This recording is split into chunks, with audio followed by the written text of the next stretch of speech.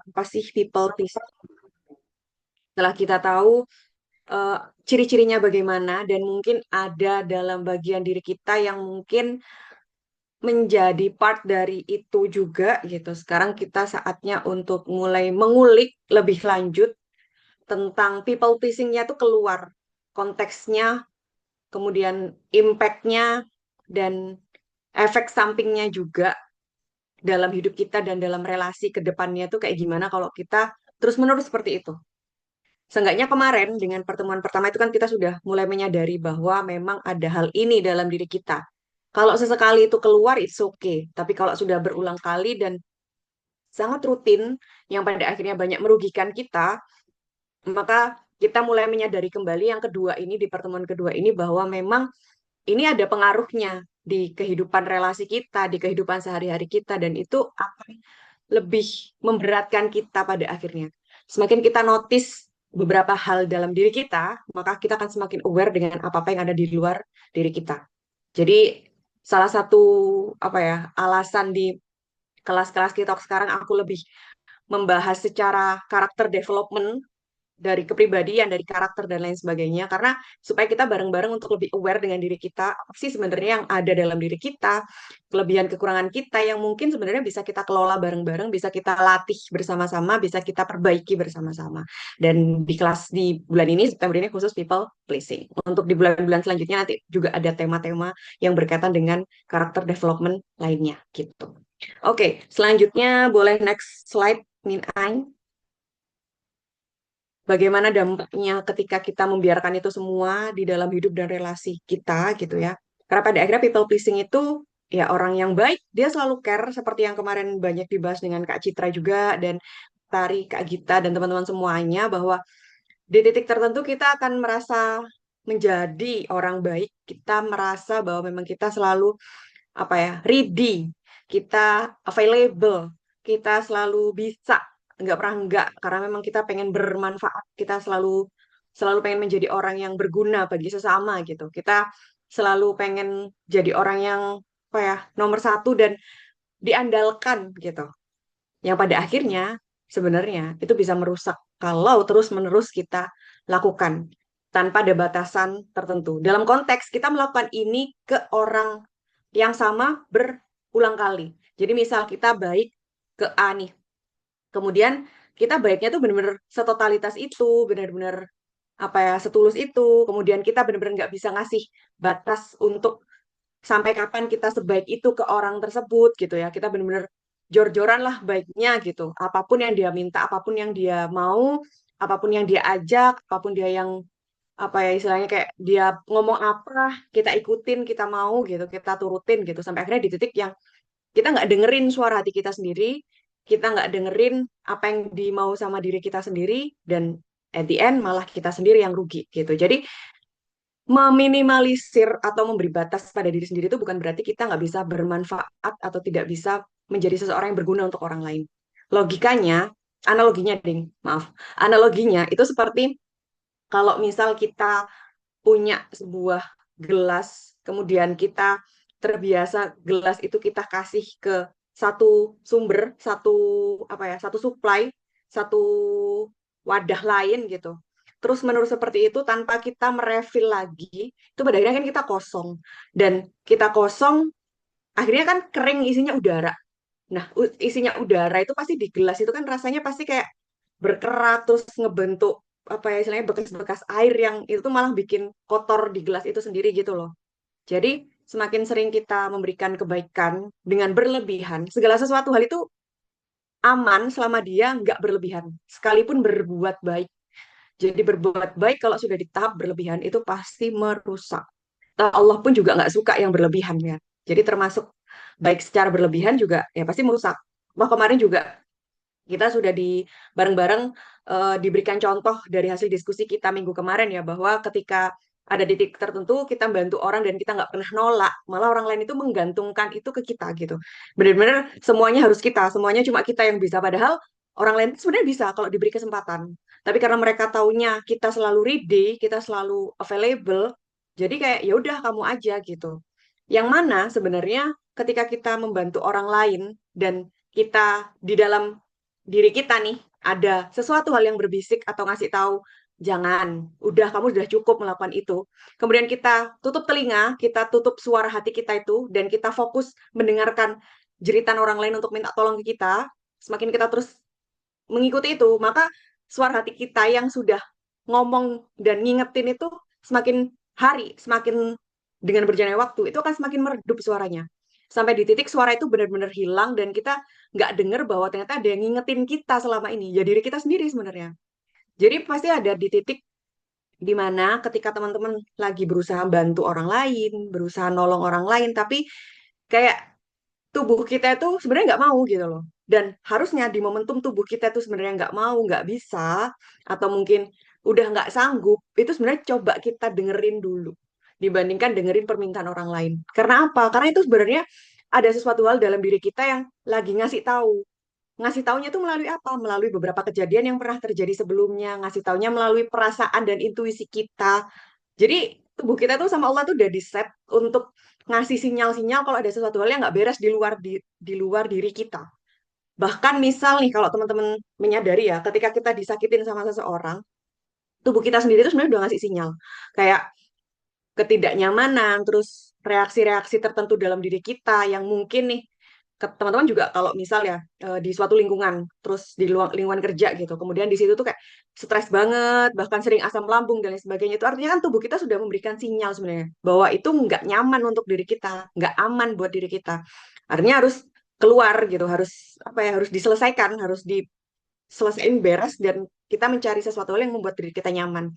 Pun dengan ajakan, permintaan atau apapun itu dari orang lain, tubuh kita pun sudah memberikan sinyal sebenarnya, sudah ngasih tahu, suara hati kita tuh sudah berulang kali negur supaya kita tuh mengurangi untuk melakukan hal itu. Karena tubuh kita tahu dari beberapa pelajaran pengalaman sebelumnya bahwa ini tuh sudah lebih dari biasanya atau mungkin ini tuh lebih dari yang kamu sanggupin gitu. Tapi kita abai dengan suara diri kita, kemudian fokus mendengarkan permintaan orang lain sehingga ya sudah kita bablas lagi, kita lanjutin lagi untuk menolong mereka, untuk membantu mereka. Dan semakin sering itu rutin kita lakukan, nanti biasanya kan diingetin lagi tuh sama diri kita.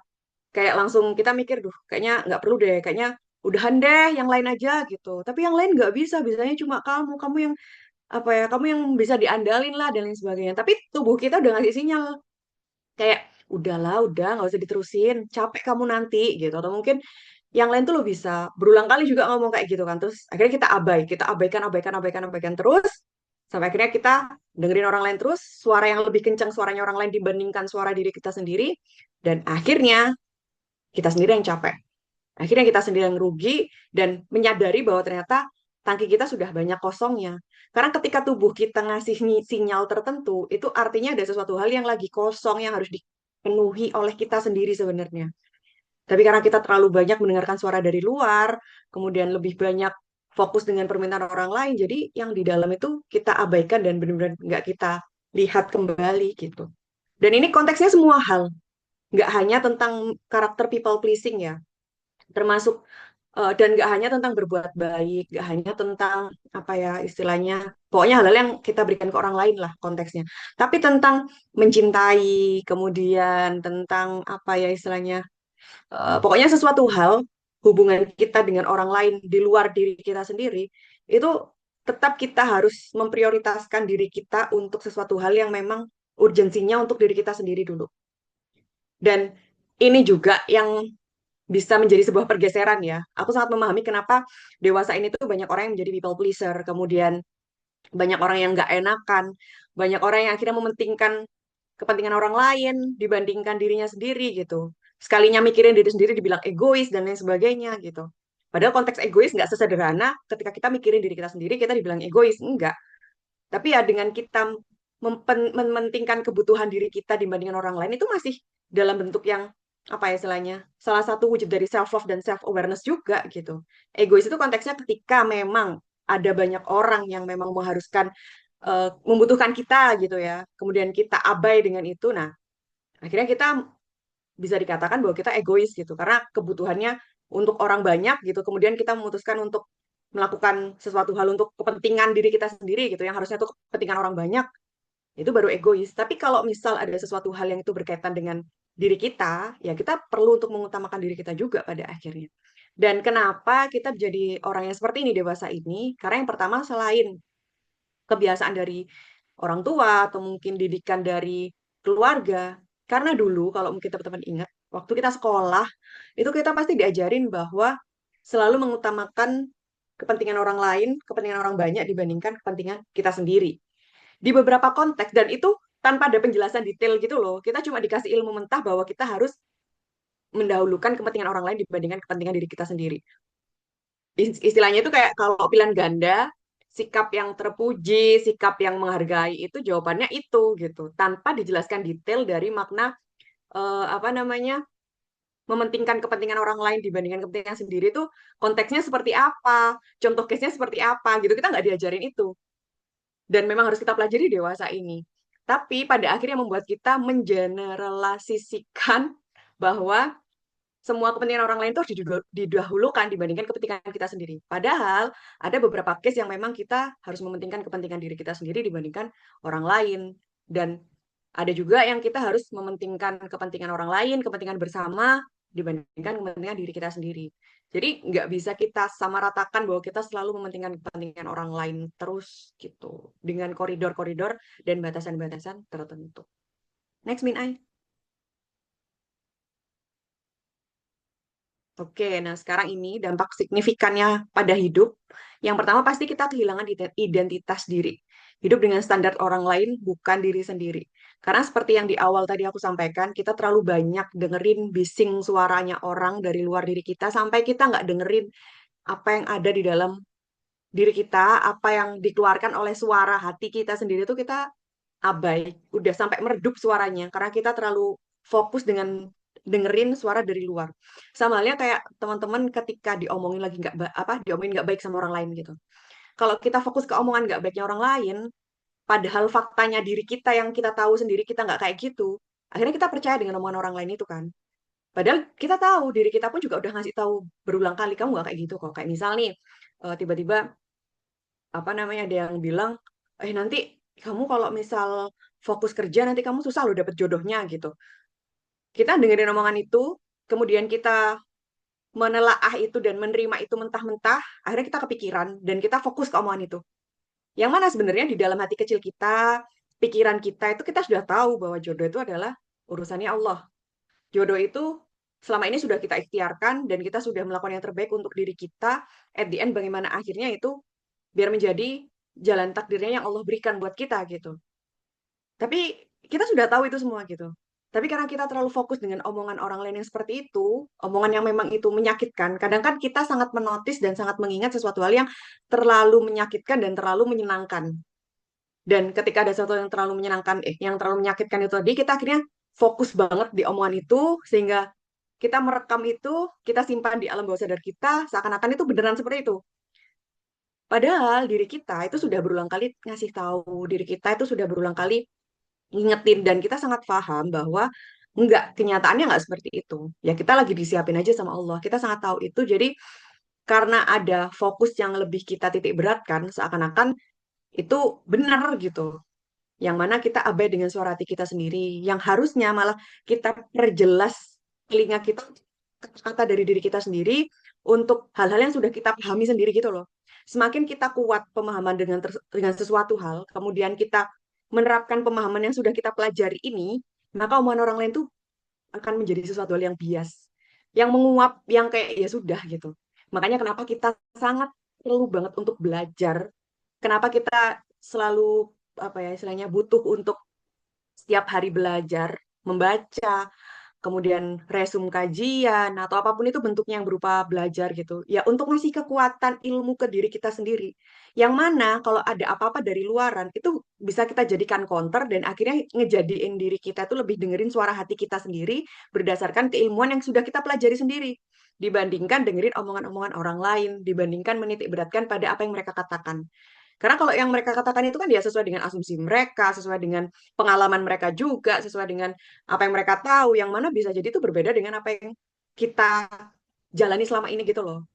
Ya mungkin memang mereka memiliki pengalaman tertentu dan lain sebagainya yang seakan-akan bisa menjadikan apa yang membuat kita pelajaran lah, menjadikan itu sebagai pelajaran untuk kita. Tapi nggak serta-merta kehidupan kita akan berjalan sama seperti yang mereka katakan berdasarkan pengalaman mereka. Itu belum tentu.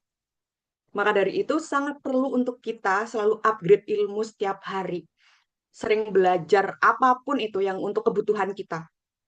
Entah itu berupa baca buku boleh, dengerin podcast boleh, kemudian apa ya istilahnya, dengerin kajian atau ikut Zoom-Zoom kayak gini juga gitu. Supaya apa ya? Supaya kita tuh punya pijakan gitu loh. Yang mana pijakan itu fungsinya untuk menguatkan diri kita di kondisi-kondisi dari omongan-omongan orang yang itu nggak bisa kita kendalikan. Karena kalau kita fokus ke situ, kita menitik beratkan hidup kita pada itu, yang ada malah kita nggak tahu apa-apa dan nggak tahu kemana arah hidup kita. Yang ujung-ujungnya kita kehilangan identitas diri, kita kehilangan kekuatan kita juga. Gitu. Kemudian kelelahan emosional dan fisik. Selalu ready, selalu available, selalu ada buat orang lain, dan nggak bisa untuk diri sendiri. Itu kalau terus-menerus, itu akan menggerogoti diri kita juga pada akhirnya. Ada orang-orang yang dia tuh di titik yang sampai kena psikomatis karena terlalu mikirin hidup orang lain, terlalu mikirin omongan orang lain. Karena dia nggak ada apa ya, nggak ada pijakan untuk dirinya sendiri. Dia merasa dengan hidupnya membahagiakan orang lain, hidupnya apa ya, dari validasi orang lain, hidupnya selalu nyenengin orang lain, ya hidupnya seperti itu tuh menyenangkan gitu. Dia hidup seperti itu tuh merasa fulfill dengan seperti itu. Tapi di titik tertentu dia akan kehabisan energi dan dirinya sendiri sampai akhirnya membuat dia sekalinya kalau ada sesuatu hal yang nggak sesuai dia harapkan, dia akan resah, dia akan gelisah dan itu sampai memicu psikomatisnya, entah itu GERD, entah itu tegang di sini, entah itu pusing, bahkan anxiety dan lain sebagainya gitu.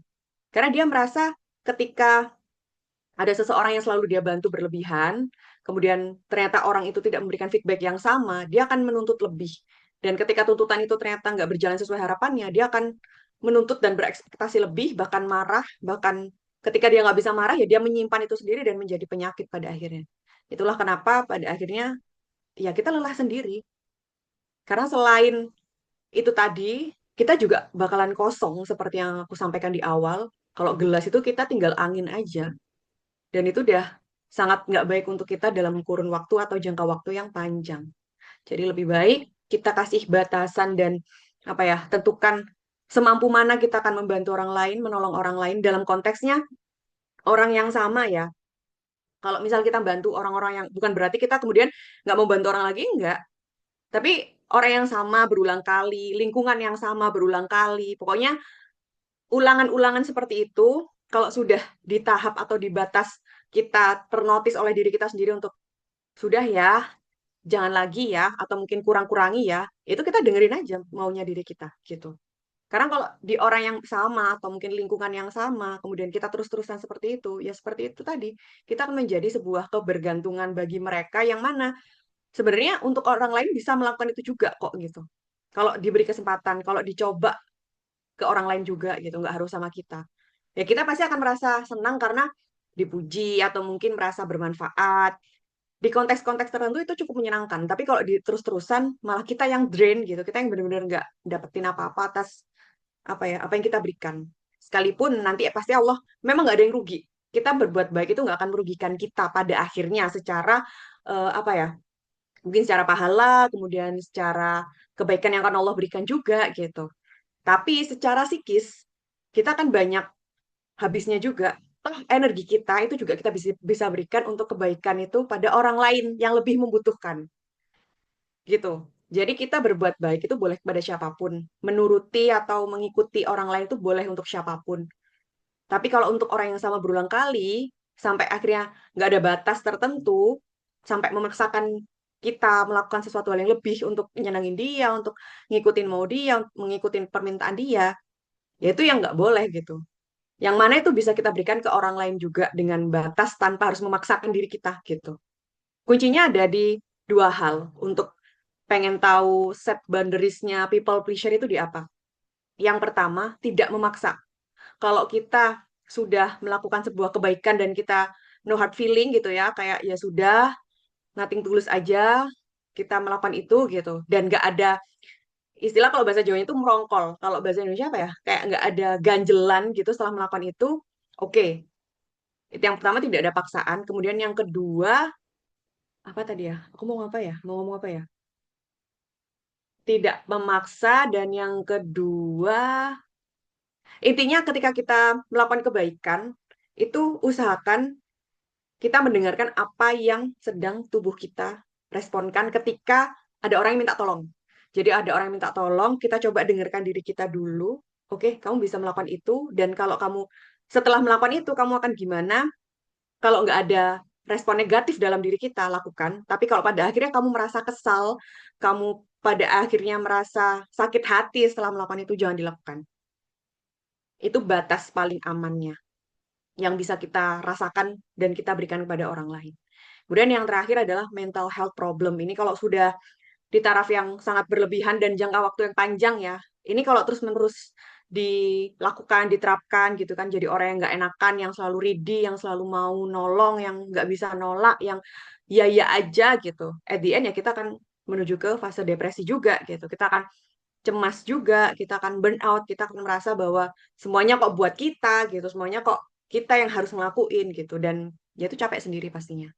Karena juga udah dijelaskan di jurnal itu orang yang kecenderungan people pleasing mengalami penurunan well-being. Well-being itu apa? Kesadaran atas dirinya sendiri itu sampai 40% dibandingkan yang asertif. Asertif itu ketika kita bisa mengatakan apapun dengan jujur atas apa yang kita rasakan.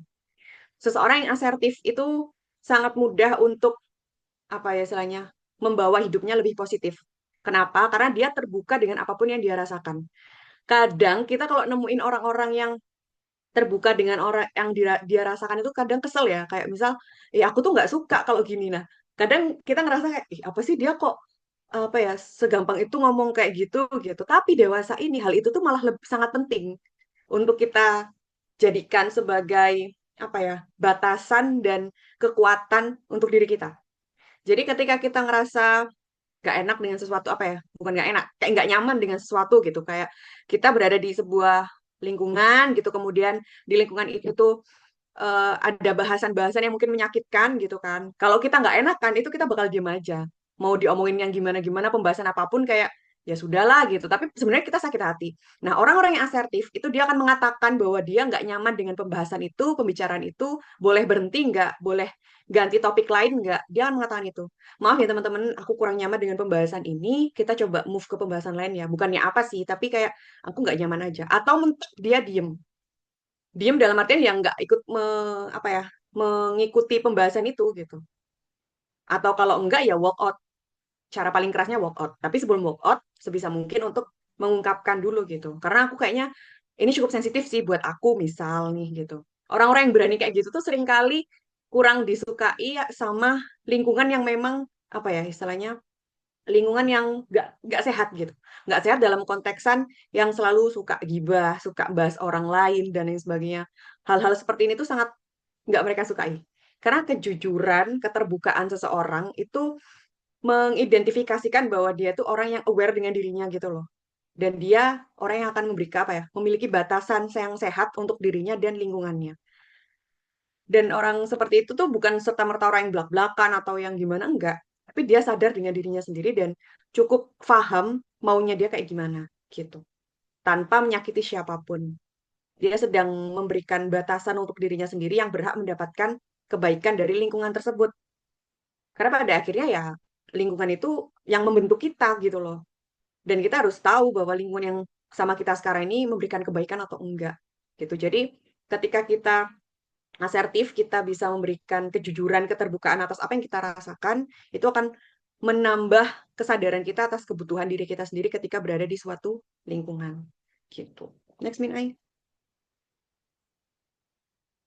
Dampak signifikan pada relasi atau hubungan itu pasti jelas ada karena memang people pleasing ini kan bukan orang dia dikatakan people pleaser itu kan karena memang ada interaksi dengan orang lain nggak ujuk-ujuk sendirian nggak ngapa-ngapain kemudian jadi people pleaser gitu kan nggak nah tapi ini dampaknya buat relasi atau sebuah hubungan pertemanan percintaan keluarga apapun itu apa sih gitu yang pertama hubungan tidak seimbang pasti ada satu yang dominan untuk selalu ready to go yang selalu apa ya istilahnya selalu mau memberikan, mau menerima, mau mengiyakan, mau melaksanakan, nggak bisa nolak dan lain sebagainya gitu. Dan siap memberikan apa-apa yang sesuai mereka inginkan gitu. Dibandingkan kita menerima, karena kita kayak mikir ya udahlah nggak apa-apa yang mereka ngasih nanti dapat balasan juga dari Allah gitu. Maksudnya dapat pengganti juga dari Allah. Di momentum tertentu, hal itu baik. Tapi kalau itu sudah membuat kita memaksakan diri, menyakiti diri kita, mengabaikan apa yang ada dalam diri kita, ya memang Allah akan ngasih. Tapi ngasihnya itu nggak terlihat, nggak akan Allah kasih langsung, bahkan Allah tunda, karena ada apa ya? Ada ganjelan di hati kita gitu loh. Karena kita nggak sepenuhnya ikhlas. Jadi setiap kebaikan yang berusaha kita lakukan, usahakan dilakukan dengan ikhlas. Supaya apa? Ya supaya Allah bisa memberikan penggantinya. Dan ikhlasnya kita akan terlihat kalau misal setelah kita melakukan atau memberikan kebaikan, ya kita nggak ada ganjelan di sini.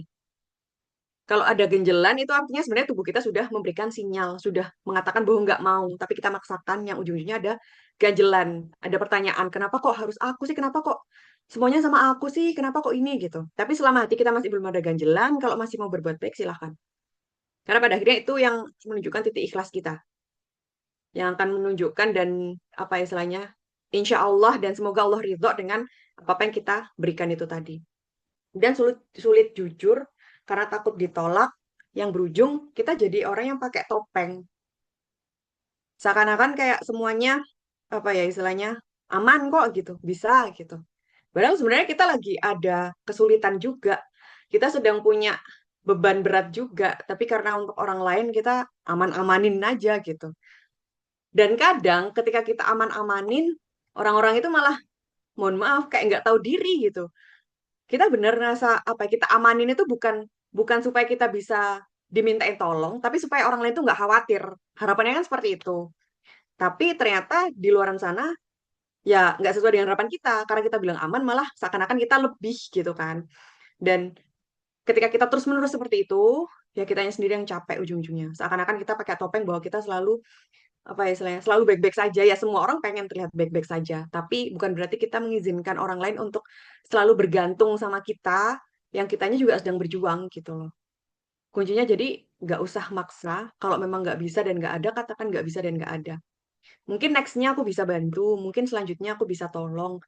Ada banyak pilihan kok untuk menolak dengan yang sopan, dengan apa ya istilahnya tanpa menyakiti hati orang lain. Dan kuncinya satu, orang yang tulus sama kita, ini juga udah aku bahas di minggu kemarin ya, orang yang peduli sama kita, yang care sama kita, yang memang tulus sama kita, pasti sangat menghargai apapun keputusan kita.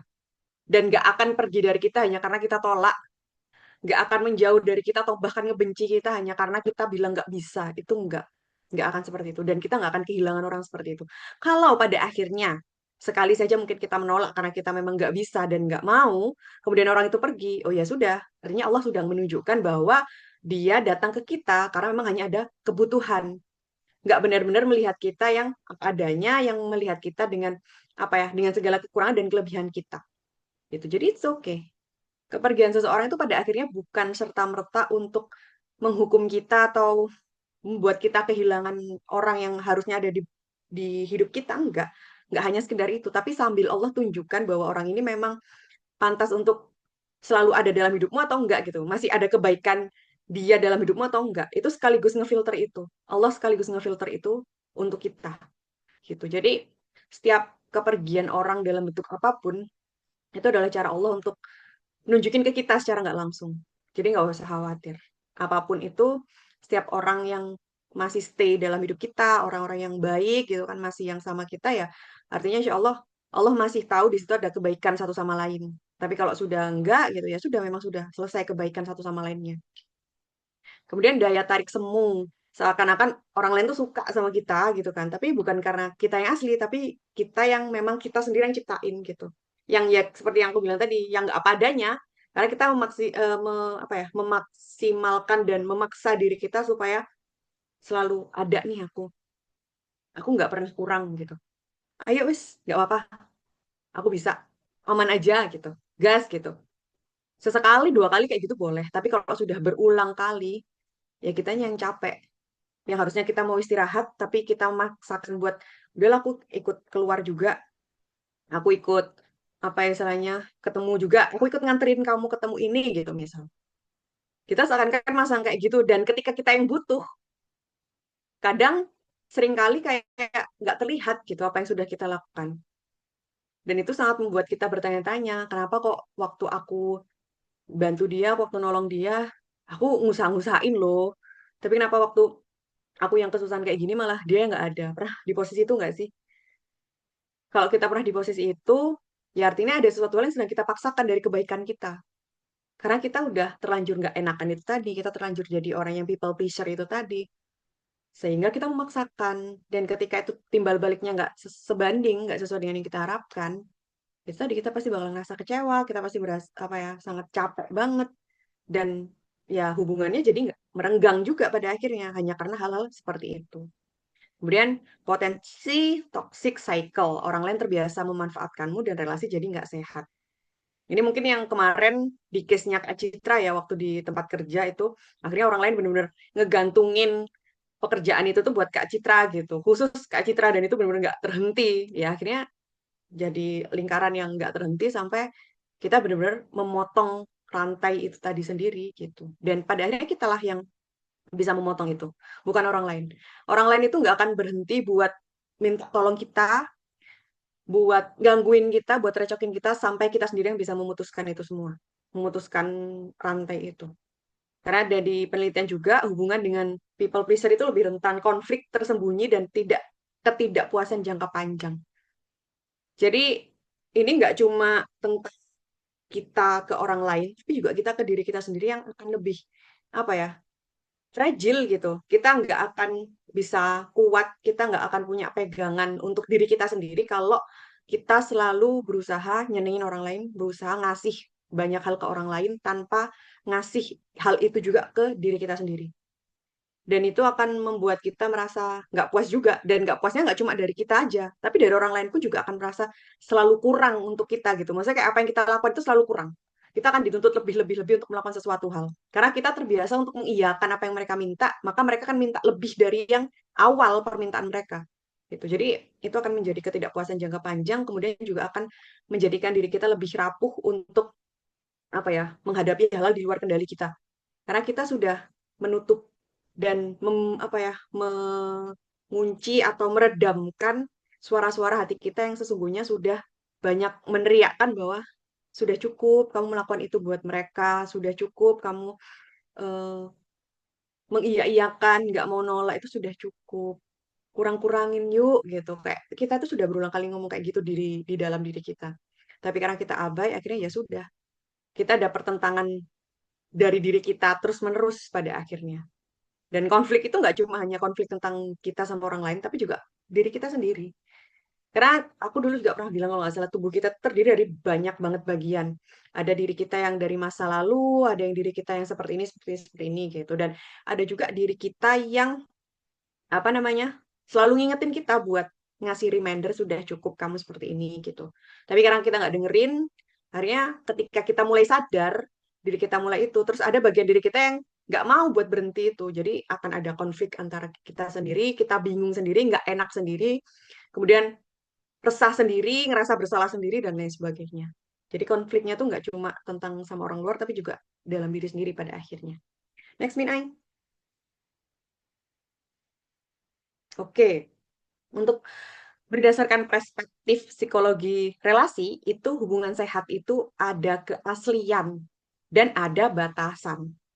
Jadi semakin kita menunjukkan keberanian kita, menunjukkan kondisi kita, keberanian kita untuk ngomong enggak, keberanian kita untuk ngomong tunggu dulu, keberanian-keberanian seperti itu yang malah memperpanjang relasi yang sehat, memperpanjang hubungan yang baik dan jangka panjang untuk siapapun yang orang kita temui. Dan itu secara nggak langsung akan ngefilter orang-orang yang memang juga sehat. Jadi kita yang sehat, kita yang menunjukkan sikap-sikap yang sehat, itu akan memfilter juga orang-orang yang sehat. Biasanya kecenderungannya ketika kita mulai berani untuk speak up, ketika kita berani mulai untuk ngasih batasan, kita berani menolak, kita berani untuk menunda sesuatu, kayak ya benar-benar jadi orang yang tegas dengan batasnya, tegas dengan apa yang dia mau gitu ya. Akan ada orang-orang yang support dan akan ada orang-orang yang nggak suka. Nggak sukanya kenapa? Ya karena biasanya dia ingin melakukan seperti itu juga, tapi dia nggak bisa. Dia nggak berani. Akhirnya ujung-ujungnya dia nggak, yang bisa dia lakukan adalah dia nggak menyukai orang yang berani itu tadi. Dan itu kayak nggak apa-apa. Kalau pada akhirnya nanti kita harus nggak disukain sama orang-orang yang seperti itu. Karena pada akhirnya itu tadi, kita yang sehat, kita yang memiliki kekuatan atas keaslian diri kita, itu akan memfilter orang-orang yang sehat juga. Orang-orang yang sehat akan menghargai kita, akan menerima apapun keputusan kita, bahkan mendukung apapun keputusan kita. Kemudian people pleasing itu menghilangkan keduanya. Relasinya jadi rapuh. Jadi semakin sering kita menjadi apa ya, semakin sering karakter people pleasernya kita dikeluarin gitu kan, kita izinkan untuk keluar dan kita ridiin, maka semakin semakin rapuh juga kita untuk berhubungan dengan siapapun gitu. Hubungannya itu nggak akan jadi hubungan yang jangka panjang. Kadang kan hubungan jangka panjang itu dalam artian ya hitungannya nggak cuma 1 bulan, 2 bulan, 1 tahun, 2 tahun, tapi bisa long last sampai bertahun-tahun. Kayak misal nih, teman-teman punya sahabat yang mungkin itu dari TK, dari SD, atau mungkin dari SMP lah mentok gitu ya, sampai sekarang dewasa ini. Kan ada, jujur, aku punya temen yang aku dari TK sampai sekarang. Kita nggak pernah yang chattingan tiap hari, atau mungkin ketemu terus-terusan gitu, nggak. Tapi kita memang terkoneksi di sosial media. Kemudian kalau misal ada update-update kehidupan, temanku tuh pasti aku infoin dan lain sebagainya gitu. Dan ya tuh kita masih sampai sekarang masih berteman dengan baik gitu. Karena memang kita di fase-fase kehidupan masing-masing ya sudah kita jalani, tapi dengan apa ya istilahnya, dengan hal-hal yang sehat kita saling mengisi gitu. Jadi ya itu malah lebih awet dibandingkan pertemanan yang terkesan deket banget, tapi ternyata karena ada satu dan lain hal, terus kita nggak bisa nentuin batasan kita, karena kita nggak enak dan lain sebagainya, akhirnya kita nggak ngehargain itu dan berpisah di tengah-tengah jalan gitu. Dan yang terakhir, hasilnya itu akan memunculkan rasa resentment atau marah dalam diam yang merusak ikatan. Marah dalam diam ya kayak gitu, maksudnya kayak ngedumel atau apa ya istilahnya, kayak menggerutu at the end setelah kita terus-terusan melakukan kebaikan yang sebenarnya kita bisa tolak gitu. Karena tubuh kita kan sudah ngasih tahu nih, kamu harusnya berhenti, kamu harusnya nggak kayak gitu lagi. Tapi kita maksain, akhirnya ya ujung-ujungnya kita ngegerutu. Harusnya kalau misal udah aku bantu kayak gini, atau mungkin harusnya nggak gini, harusnya gini, gini. Jadi ada sesuatu hal yang kita umpatkan dengan diam gitu loh. Dan kalau itu terus-terusan gitu ya, hubungan yang awalnya baik, akhirnya akan jadi bola salju, lingkaran bola salju yang akan awalnya kita mengumpatnya diam, akhirnya terlepas ketika ada trigger tertentu. Gitu. Jadi itu sangat berbahaya untuk hubungan kita dengan orang lain juga. Gitu. Next, Min Ai. Nah, sedangkan di Islam pun itu juga Allah ngasih tahu, Islam tidak pernah mengajarkan kita mengorbankan diri demi validasi. Karena kebaikan tetap perlu batas yang sehat. Dan janganlah engkau membuat dirimu binasa. Allah tuh udah ngasih tahu kita dengan semua hal. Kayak semua pedoman hidup di dunia ini tuh kan sudah ada semua di Al-Quran gitu ya. Dan semua hal baik itu Allah ajarkan, Allah tunjukkan. Rasul pun juga tunjukkan gitu kan. Rasul pun aja ketika dizolimin sama orang-orang gitu kan, Rasul memang nggak membalas, tapi Rasul menghindari, menjaga jarak dari orang yang nyakitin gitu. Itu artinya Rasul pun juga ngasih tahu bahwa ketika kita menjaga jarak dari orang-orang yang nyakitin kita itu bukan berarti kita apa ya istilahnya, bukan berarti kita ngebenci mereka atau mungkin kita mutus silaturahmi sama mereka, ya tapi karena ingin memberikan waktu untuk diri kita sembuh gitu. Pun dengan hal-hal seperti ini, Allah tuh intinya nggak pengen kita tuh nyakitin diri kita sendiri. Orang saling menyakiti aja nggak boleh, apalagi nyakitin diri kita sendiri gitu loh. Allah sudah apa ya, mengarahkan kita ke sana. Tapi seringkali dengan berjalannya waktu, dengan hal-hal yang pernah terjadi dalam hidup kita yang akhirnya membentuk kita untuk menjadi orang yang seperti itu tanpa kita sadari. Makanya dewasa ini ketika sudah banyak hal yang kita tahu, banyak pelajaran yang kita dapatkan, banyak nilai-nilai yang sudah kita ambil, ya sejatinya kita bisa menerapkan itu untuk hidup kita pada akhirnya nanti. Kemudian janganlah kamu mengikuti hawa nafsu sehingga kamu menyimpang dari keadilan. Dari surat Anisa juga. Jadi kita ngikutin maunya orang lain terus karena gocekan rasa nggak enak, karena kita butuh validasi dari orang lain, karena kita merasa happy kalau dipuji terus-terusan, yang akhirnya kita malah ngerasa rugi buat diri kita sendiri gitu. Dan semua hal yang kita jalankan dengan nafsu itu pasti at the end bikin kita apa ya menyesal untuk melakukan itu, apapun itu gitu. Karena memang nafsu itu sebenarnya Allah ciptakan untuk apa ya istilahnya memberikan kita penghiburan gitu loh. Tapi kalau misal kita nggak melakukan, tidak menggunakan atau memanfaatkan nafsu itu dengan bijaksana, maka itu akan menjadi sesuatu hal yang apa ya istilahnya merugikan kita gitu. Kayak nafsu makan ya. Kita butuh nafsu makan supaya ya kita perut kita keisi gitu kan. Kalau kita nggak nafsu makan ya kita malas makan dan kita malah nggak dapat apa namanya nggak dapat isian buat perut buat tubuh kita. Jadi fungsinya nafsu itu adalah untuk memberikan kebahagiaan di diri kita gitu kan. Tapi kalau kita nggak mengendalikan itu, nggak mengelola nafsu itu, yang ada malah kita makan berlebihan kan. Dan ruginya apa? Ya kita pasti akan kekenyangan, bahkan sakit perut dan lain sebagainya gitu. Jadi nafsu itu kalau nggak dalam konteks yang bisa kita kendalikan, nggak dalam konteks yang bisa kita kontrol, pada akhirnya ya akan membinasakan kita juga gitu. Akan membuat kita menyimpang dari hal-hal baik, dari keadilan gitu. Pun dengan nafsu kita yang untuk selalu pengen ready, selalu membantu orang lain, ya kita akan binasa juga gitu. Binasa dalam artian ya kita sendiri yang menyakiti diri kita pada akhirnya. Gitu. Next, Minai. Nah, people pleasing tidak hanya tentang ramah, tapi bisa menghancurkan diri, menghancurkan hidup dan relasi jika dibiarkan. Jadi, kalau di hitungan 1 bulan, 1 bulan, sekali 2 kali gitu masih oke. Muncul seperti itu masih oke. Tapi kalau itu sudah menjadi kebiasaan, yang sudah tertanam di kita gitu, pelan-pelan kita coba untuk mengurangi. Nggak harus langsung hilang gitu ya dalam sekejap, enggak. Tapi minimal dikurangi. Nanti pelan-pelan kita akan tahu dan mulai bisa menentukan batas gitu. Sehatkan diri, sehatkan hubungan. Karena kalau kita sudah sehat, kita bahagia, hubungan keluar itu pasti sehat, pasti bahagia, pasti baik.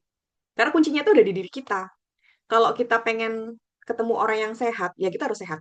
Kalau kita pengen ketemu orang yang apa ya, bisa bikin kita bahagia, ya kita harus bahagiain diri kita dulu. Pun kalau kita pengen punya relasi yang sehat, relasi yang baik, ya kita harus punya relasi yang sehat dan baik sama diri kita sendiri dulu, dan pastinya sama Allah. Kemudian ingat lebih penting menyenangkan Allah daripada menyenangkan manusia.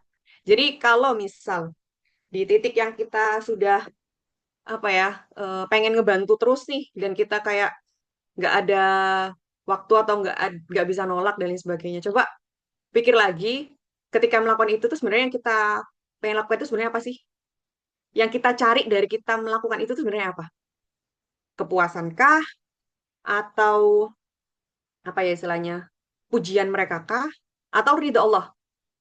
Kita balikin itu ke diri kita. Jadi, dan ini juga bisa menjadi apa ya strategi kalau kita nggak bisa nolak orang lain atau mungkin kita berusaha untuk selalu selalu ready ke orang lain, kita coba tanya sebelum melakukan itu, sebelum mengiyakan, kita coba tanya ke diri kita sendiri. Aku melakukan ini tuh karena apa? Apakah karena ridhonya Allah? Atau karena memang aku nggak enak sama mereka? Atau karena aku pengen dipuji? Karena tujuan itu yang akan menentukan keikhlasan kita. Kalau karena ridho Allah, pasti kita nggak akan membutuhkan feedback apapun dari apa yang sudah kita lakukan. Kayak misal ya sudah, ketika mereka mau gimana-gimana ya sudah, gitu, lillahi ta'ala. Karena ya kita tujuannya ridho Allah.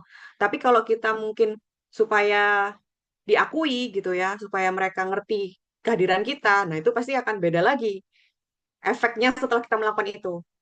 Atau mungkin kita butuh validasi atau dipuji, itu juga beda lagi. Karena pada akhirnya kita akan ada harapan di situ.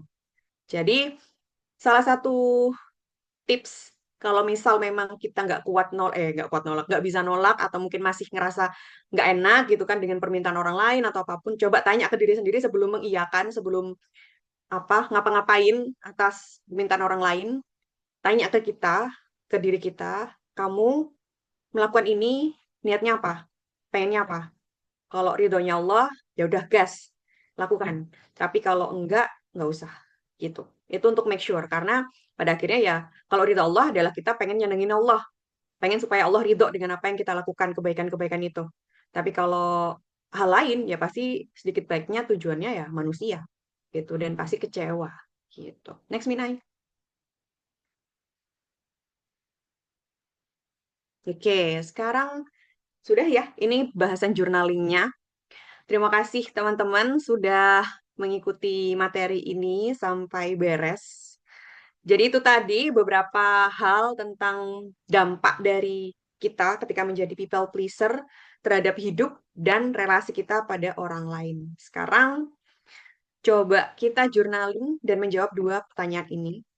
Yang pertama, apakah aku melakukan ini karena ikhlas lillahi ta'ala atau karena takut ditolak? Coba em, pilih salah satu case yang pernah teman-teman dapatkan, yang menurut teman-teman itu adalah part ketika people pleasing banget, kayak yang kayak nggak akan bisa nolak banget gitu. Kemudian dari case itu, coba jawab pertanyaan ini. Apakah aku melakukan ini karena ikhlas lillahi ta'ala, supaya Allah ridho, atau ya karena takut ditolak, takut nggak dianggap gitu. Kemudian yang kedua, apakah hubunganku tumbuh karena saling menghargai atau hanya karena aku selalu ngalah?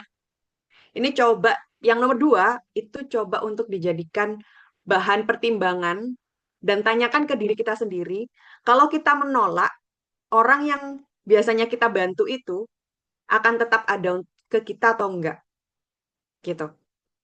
Kita bareng-bareng di malam hari ini untuk refleksi tentang dua hal ini.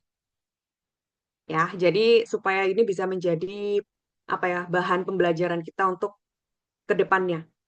Yang mana dua hal ini nanti bisa kita tanyakan ke diri kita sendiri ketika kita nggak enak buat nolak. Atau mungkin kita nggak bisa untuk ngomong nggak gitu.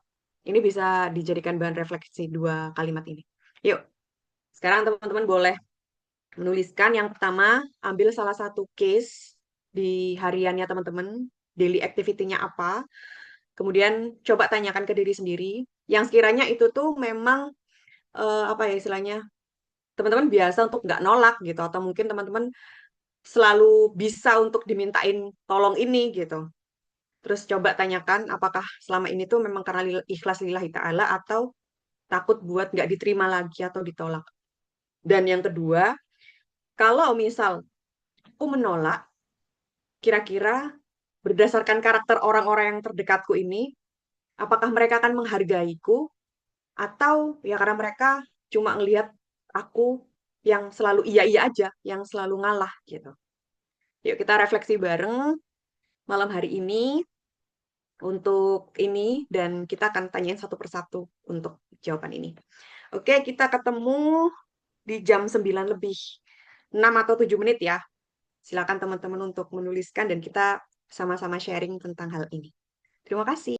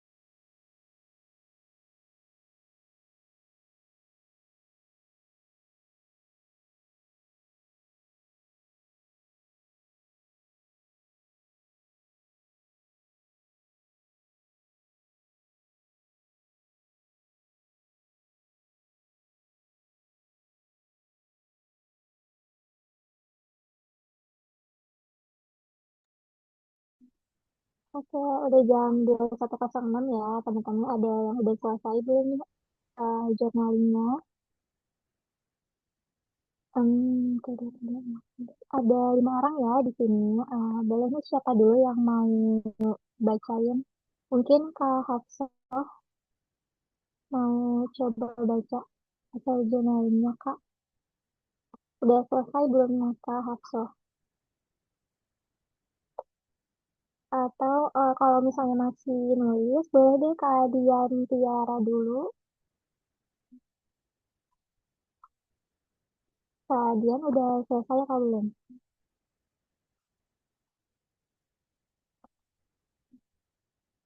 Yang udah selesai boleh on mic ya. Terus Kak Tari nih. Kak Tari udah selesai.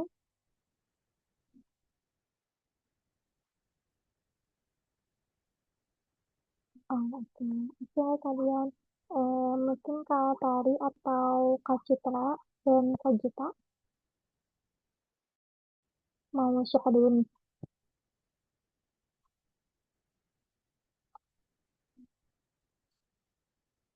Kak Citra mungkin mau bacain jurnalnya.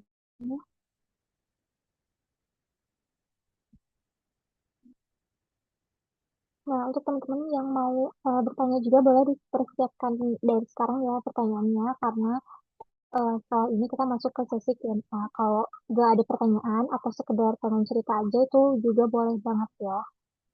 Feel free banget.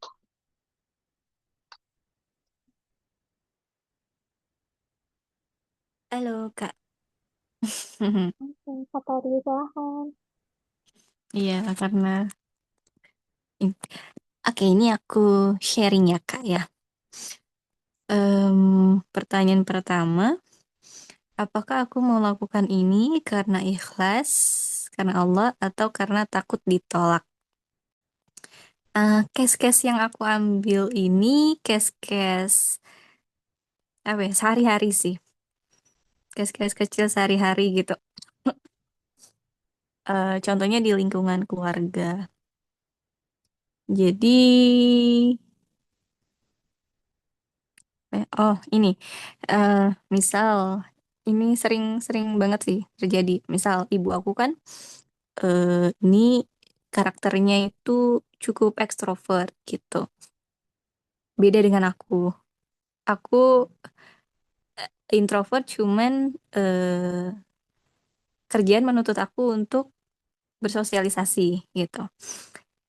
Nah, ibu aku yang ekstrovert ini yang banyak temennya, yang setiap yang beliau ini nggak bekerja di kantor, tapi tiap hari itu ada aja kegiatannya gitu. Jadi beliau ini sering pergi gitu sama teman-teman yang entah pengajian atau apa gitu. Nah, minta anterin aku. Nah, minta anterin aku, tapi beliau membawa teman-temannya gitu. Sedangkan aku dengan eh apa ya, aku di kantor itu udah banyak ketemu orang, energi aku tuh udah cukup terkuras lah gitu. Nah, dengan nganterin ibu aku, terus ada temen-temennya itu sering buat aku nggak nyaman gitu. Jadi aku sering nolak. Maksudnya kayak, ibu, siap, misal ibu minta antar. Nanti anterin ibu ya, abis zuhur gitu misalkan. Mau ke sini gitu, ke masjid ini gitu. Aku langsung nanya, eh siapa aja? Aku pasti sekarang tuh sering banget nanya, siapa aja, ibu aja kah? Atau ibu sama teman-teman ibu gitu. Nah, kalau misalkan ibu bilang, eh ada ibu ini gitu. Nggak mau. Akunya kayak langsung, apa ya, langsung nolak gitu. Tapi kadang kan ada namanya orang tua gitu kan. Udah sih nggak apa-apa gitu kan. Udah sih nggak apa-apa, misal nolong orang atau gimana gitu. Kasihan lah temen ibu gitu kan. Ya udah, dengan antara ikhlas dengan takut takut jadi omongan oleh ibu sendiri gitu kan istilahnya. Jadi ya udah, nganter ibu dan teman-teman ibu. Padahal sebenarnya ada fase-fase tertentu, ada kondisi tertentu, situasi di mana aku nggak mau gitu, aku nggak mau ketemu orang. Eh, Kalau ibu aja, ayo aku antar gitu, gitu. Atau misal kemarin baru kejadian kemarin, jadi aku ada rencana mau ke luar kota, keluar kota akhir bulan insya Allah gitu kan dengan ibu berdua. Terus ibu kemarin tadi pagi bilang gini, nanti kita ke misal ke Jakarta gitu. Nanti kita ke Jakartanya ajak si ini ya saudara. Dia baru lulus gitu. Dia dia mau ini biar sekalian nyari kerja di sana. Itu kayak ah kenapa harus kayak tiap hari kah ya kita itu harus memikirkan orang gitu. Harus apa ya? Aku mau keluar kota itu mau refreshing gitu istilahnya. Tapi kenapa harus ada orang lain sih gitu. Nah, itu aku langsung tolak, enggak mau ibu aja. Kalau mau ibu aja ya udah ibu aja gitu. Aku nggak mau. Nah, alhamdulillahnya cuma di sini ibuku ya udah nggak jadi gitu. Itu kadang aku bisa nolak dan yang bersangkutan itu mengerti, tapi kadang juga Hmm, nah mungkin karena kondisi tiap orang pun itu dinamis, maksudnya nggak tiap hari itu stabil, jadi ada kayak menerimanya kadang, ada juga yang kadang tidak menerima alias defensif gitu kan, malah menyerang gitu. Itu. Nah, kemudian untuk pertanyaan selanjutnya, apakah hubunganku tumbuh karena saling menghargai atau hanya karena aku selalu mengalah? Kalau untuk case yang tadi, karena dengan orang tua ya, hubungannya dengan orang tua dibilang selalu ngalah, ya enggak juga gitu kan. Namanya orang tua pun banyak banget gitu, biasanya banyak banget ngalahnya lah selama ini gitu. eh Gitu kalau ke orang tua. Tapi kalau case-nya case yang lain, misal ke temen atau pokoknya orang lain lah gitu, aku merasa dua-duanya gitu. Dibilang dibilang saling menghargai, ada fase-fase di mana aku ngerasa dia menghargai aku pun ngehargain dia gitu. Terus hubungannya jadi bertumbuh. Cuman aku yang ada fase di mana yang aku yang iya-iya aja, aku yang ngalah, aku yang kayak dia dia nyakitin nih gitu. Terus berusaha buat ngalah, berusaha buat ngelihat diri sendiri, ini tuh kesalahan nggak yang 100% karena salah dia, tapi juga ada andil kamu juga loh, Tari gitu loh.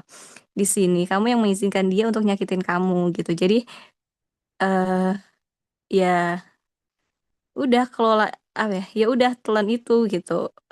Kelola itu.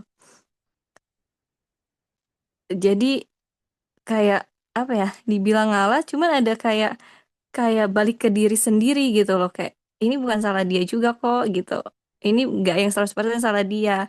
Nah itu gimana tuh gitu nih kak. Iya, iya, iya, iya, iya. Nangkep, nangkep, nangkep. Nangkep, nangkep. Ya gitu, thank you, semoga mengerti dengan cerita aku. Ngerti, ngerti, ngerti. Terima kasih, Kak Iya, Tari. Tapi Masya iya, Allah loh, masalah. Kak Tari berarti self-awareness-nya sudah, apa ya, sudah cukup baik gitu loh. Karena kadang kita, apa ya, istilahnya, eh kalau misal ada orang yang manfaatin kita, atau yang nyakitin kita, dan lain sebagainya, kalau kita masih sepenuhnya nyalahin orang tersebut, itu artinya ya kita hanya apa ya, hanya melihat dari sisi luarnya aja, dan itu nggak akan menumbuhkan hal-hal dalam diri kita yang menjadikan kita lebih bijaksana, lebih bertumbuh. Tapi ketika kita mulai punya kesadaran bahwa memang setiap orang-orang yang menyakiti kita, atau mungkin yang manfaatin kita, atau yang apa ya, yaitu tadi yang selalu minta tolong ke kita, yang selalu ngerepotin kita ya, tanda kutip ngerepotin kita. Kemudian kita punya self awareness juga bahwa ternyata hal itu mereka lakukan karena ya ada andil kita juga yang mengizinkan mereka melakukan itu untuk kita, ya artinya kita sadar bahwa memang ada hal lain dalam diri kita yang perlu diperbaiki. Ada sesuatu hal dalam diri kita yang harus mulai kita lihat kembali, kita benahi, dan untuk kedepannya ya kita nggak akan melakukan itu lagi gitu. Jadi semakin, makanya kenapa kan self awareness, kemudian self esteem kita itu harus kita latih setiap hari, harus kita kuatkan setiap hari ya untuk melihat segala sesuatu hal dalam hidup itu dengan dua POV, yang mana disitulah yang akhirnya membuat kita bertumbuh, yang menjadikan kita insya Allah orang-orang yang lebih baik setiap harinya. Dan ya disitulah caranya Allah ngebentuk kita pada akhirnya. Sehingga kita nggak lagi menyalahkan apapun yang terjadi dalam hidup kita, nggak menyalahkan siapapun yang terjadi dalam hidup kita, tapi menjadi bahan refleksi, bahan apa ya, cerminan untuk kita memperbaiki diri gitu. Oke, terima kasih banyak Kak Tari atas sharingnya malam hari ini. Lanjut ke Min Ai, boleh. Terima kasih untuk Kak Tari untuk sharing jurnalnya. Mungkin Kak Tari ada yang mau ditanyakan Ini terkait pembahasan hari ini atau mau cerita? iya, ini sih bukan mau nanya sih, cuman tadi kan ada pembahasan terkait apa? Ya, poinnya sih belajar gitu kan. Entah kita nonton dengerin kajian, baca buku atau Zoom yang sejenis ini gitu. Itu aku setuju banget gitu. Karena benar tadi kata Kak Ayum gitu. Aku setuju dengan Kak Ayum kalau itu tuh menjadi pijakan kita gitu. Aku kalau lagi kayak lagi eh ngeblunder di kepala aku, overthinking and so on lah, yang hal sejenis itu, aku dengar kajian, terus jadi yang, oh iya, oke, aku harus punya mindset ini, aku harus punya pola pikir ini gitu, supaya aku nggak mikirin ini lagi, supaya ini yang muter di kepala aku itu rilis gitu. Jadi aku itu setuju banget sih itu kalau kita itu perlu nuntut ilmu lah poinnya. Dan nuntut ilmunya itu nggak yang udah udah kita hari ini belajar nih, nah terus besoknya itu nggak lagi gitu, nggak yang gitu, tapi emang perlu di charge terus terus terus, karena sekali kita belajar hari ini, besok itu biasanya bakal lupa gitu, terus diuji sama Allah yang dengan hal yang sebenarnya itu kita udah pelajari, tapi karena kita udah lama nggak ngecharge, jadinya lupa. Terus dengan kita nanti belajar lagi, buka YouTube lagi misalkan gitu, dengerin kajian, terus jadinya, oh iya ya, dulu kamu tuh punya mindset ini, terus Allah uji ini kok kamu jadi lupa ya. Oh, alhamdulillah habis belajar lagi, jadi muncul lagi nih mindset yang dulu itu kamu pegang gitu. Gitu. Thank you Kak Yum. Sama-sama Kak Tari, Masya Allah. Jadi itu ya teman-teman, pentingnya dan apa ya, eh, manfaatnya kita untuk selalu upgrade ilmu dalam bentuk ilmu apapun, selama ilmu itu mendekatkan kita sama Allah, selama ilmu itu yang akan membentuk kita menjadi pribadi yang lebih baik, sok ambil aja ilmu dari manapun. Sekarang sudah banyak medianya, YouTube ada, podcast Spotify ada, sosial media pun ada. Cuma ya itu tadi kembali ya, kita juga harus pinter-pinter pilih keilmuan dan sumber yang kita apa namanya, yang akan kita jadikan pedoman gitu. Cari yang memang itu kredibilitas dari ahlinya gitu. Kalau misal kajian ya dari ustadz dan ustazah atau siapapun yang memang itu sudah verifikasi keahliannya. Kalau dari apa ya istilahnya, dari keilmuan yang apa gitu, cari yang memang ahlinya atau yang sudah berpengalaman di bidangnya. Jadi benar-benar akan menguatkan pondasi kita atas apa-apa yang sedang kita alami saat ini gitu. Terima kasih Kak Tari. Lanjut ke Oke, terima kasih Kak Tari dan Kak Agim atas pertanyaan dan jawabannya. Mungkin Kak Tari ada yang mau ditanyakan lagi atau sudah cukup? Eh, Cukup, cukup Min Ai. Oke, Terima terima kasih. kasih Kak Tari. Boleh dong kasih feedbacknya juga di komen ya, karena Kak Tari juga salah satu member kita private dan hari ini juga, maksudnya di bulan ini baru join kita yang bulanan ya. Jadi boleh dong Kak tadi kasih feedbacknya sedikit gitu untuk kita malam hari ini. Oke, selanjutnya nih ada pertanyaan dari Kak Citra ya. Kalau aku untuk pertanyaan pertama, terkadang ada kalanya melakukan sesuatu memang karena ingin membantu gak mengharapkan Si- apa-apa. Tapi ada kadang karena kita butuh pengakuan dan yang dianggap ada biasanya ini terjadi untuk orang-orang yang posisinya di atas kita. Bisa mungkin orang yang lebih tua atau orang yang terdekat, bisa seperti atasan. Kita jadi tergantung kondisi sih kalau aku. Dan untuk pertanyaan yang kedua, sama halnya dengan jawaban pertama, orang-orang yang baik tulus ke aku ada terus yang cuman sebatas kepentingan. Yang cuman sebatas kepentingan juga ada, tapi sejauh ini mereka lumayan bersikap baik sama aku, walaupun gak sekat aku kepada mereka, tapi aku nganggepnya selama mereka masih bersikap baik dan gak ngusik aku, ya fine-fine aja.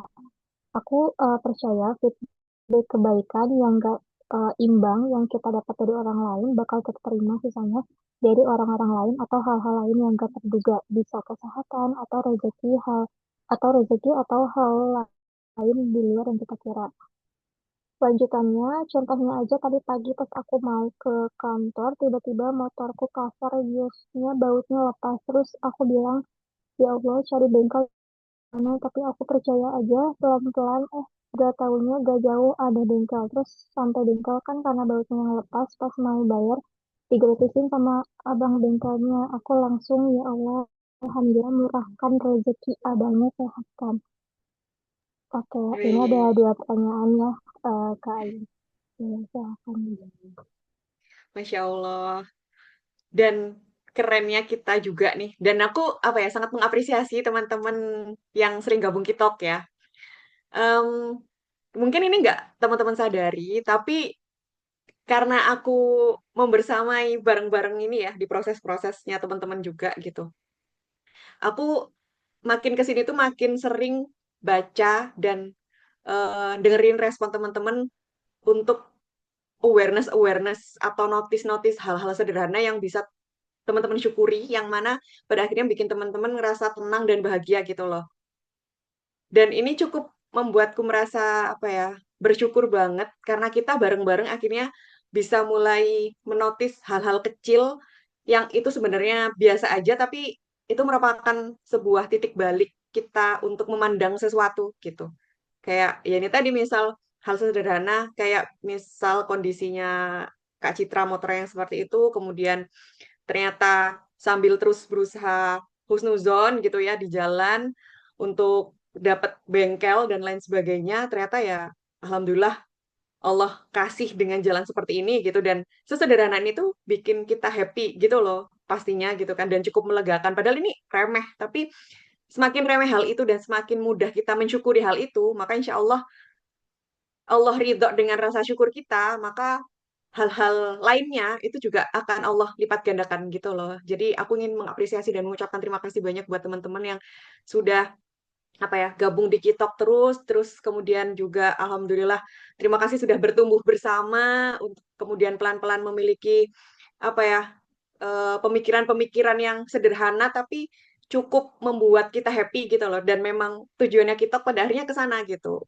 Kita akan bersama-sama memaknai hal sekecil apapun untuk menjadi impact yang luar biasa yang bisa membuat kita merasa tenang, bersyukur, kemudian bahagia untuk setiap hal yang terjadi dalam hidup kita ini gitu. Karena yang namanya manusia, yang namanya masalah, yang namanya kesulitan itu pasti ada, ujian itu pasti ada. Tinggal gimana caranya kita notice hal-hal kecil dalam hidup kita untuk bisa kita syukuri dan bikin kita merasa tenang, bikin kita merasa happy sehingga ujian dan kesulitan yang besar itu ya hanya menjadi bagian dalam hidup kita aja gitu yang memang sama Allah dikasih di porsi kita saat itu gitu. Dan ya alhamdulillah aku mau ngucapin terima kasih banyak teman-teman atas apa ya hal-hal baik yang sudah teman-teman sampaikan selalu di sini dengan kesadaran teman-teman untuk cerita dan sharing di sini. Terima kasih banyak Kak Citra atas ceritanya.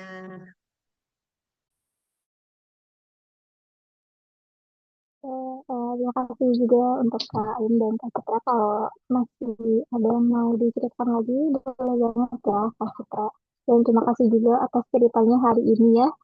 Kan kadang kalau kalau misalnya lagi mogok tuh kadang kita tuh suka kayak kesel gitu ya, tapi ternyata ada hikmah gitu ya, selalu ada hikmah di setiap kejadian yang mungkin buruk di awal yang kita di awal yang kan. Karena Kak Hafsah katanya lagi sambil kerja ya, jadi kita ke kalian aja nih, kalian boleh dong coba on mic ya. Mungkin udah selesai kalian untuk jawab jurnalnya Iya, udah selesai Min Ai. atau masih nulis nih kalian? Ya. Halo Min Ai, apakah suaraku terdengar?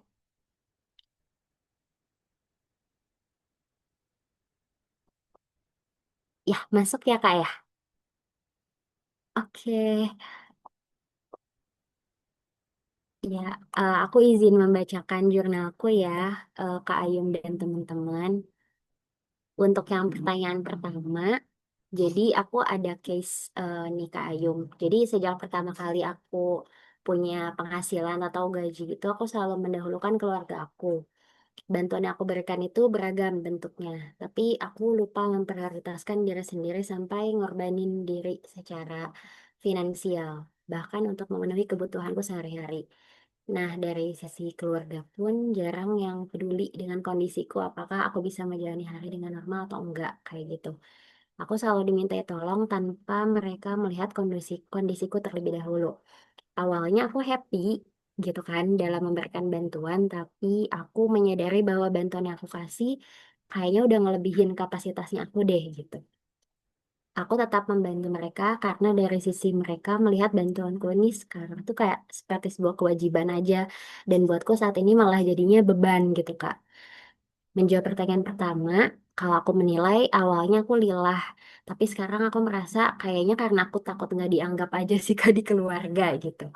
Terus untuk pertanyaan yang kedua, aku menilai hubunganku tumbuh kayaknya karena aku selalu ngalah dan memprioritaskan keluargaku di atas kepentinganku sendiri.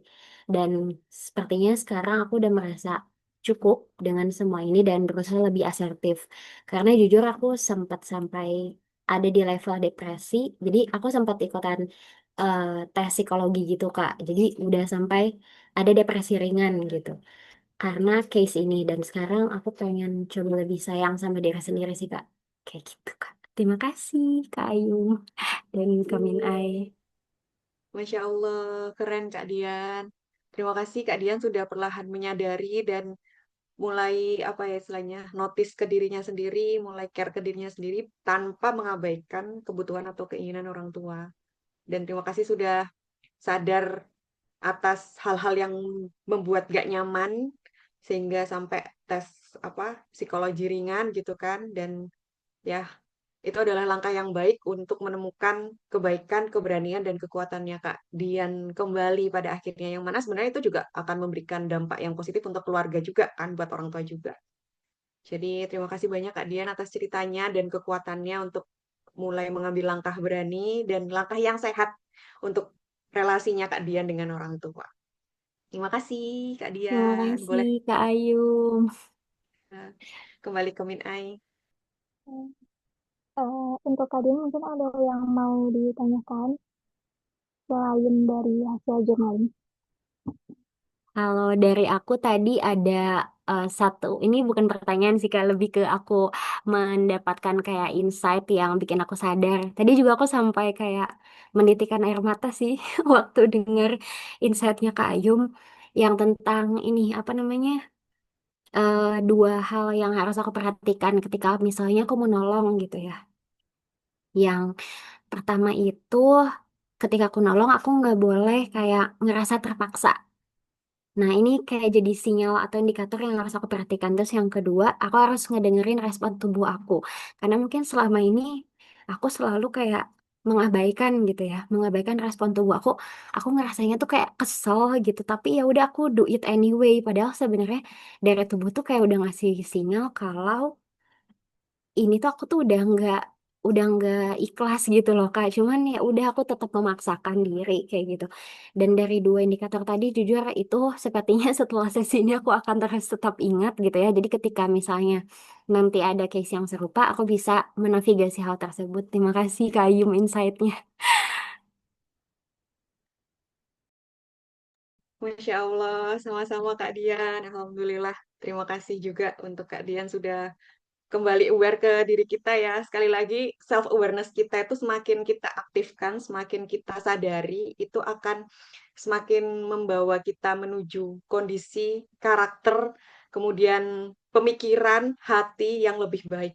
Gitu. Makanya sekarang pelan-pelan kita juga akan apa ya, di bulan-bulan berikutnya kita akan bawa tema-tema yang karakter development untuk kita kembali self awareness-nya ke diri kita tuh lebih kita aktifin kembali dan pastinya dengan panduan-panduan yang Allah sentris gitu. Terima kasih banyak Kak Dian atas hal positif yang disampaikan ke sini. Masya Allah, terima kasih kembali Kak Ayum. Hai, terima kasih untuk kehadiran Tiara. Karena kita udah semuanya ya. Mungkin kalau untuk Kak Hafsah, nanti kalau ada yang mau ditanyakan boleh melalui WhatsApp saja. Karena mungkin tidak ada yang mau ditanyakan lagi, jadi sebelum kita penutupan, kita boleh yuk dokumentasi dulu, sesekali aja ya.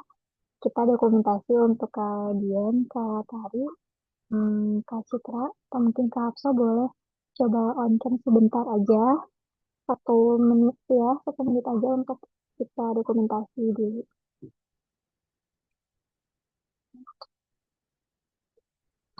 Biar kita nggak berdua banget ya, Teh Ayu.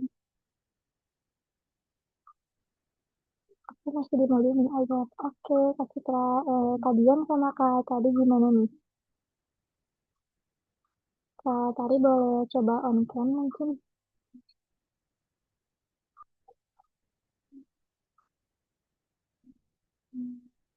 Nah, Kak Tari mau coba on cam atau enggak nih? Aku tungguin ya Kak Tari. Aku enggak, Kak. Oke, oke. Boleh coba raise hand aja ya, atau kasih emot love.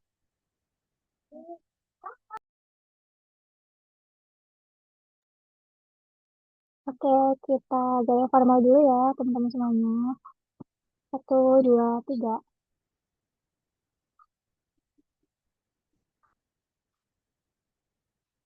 Sekali lagi, kita gaya bebas ya. 1, 2, 3.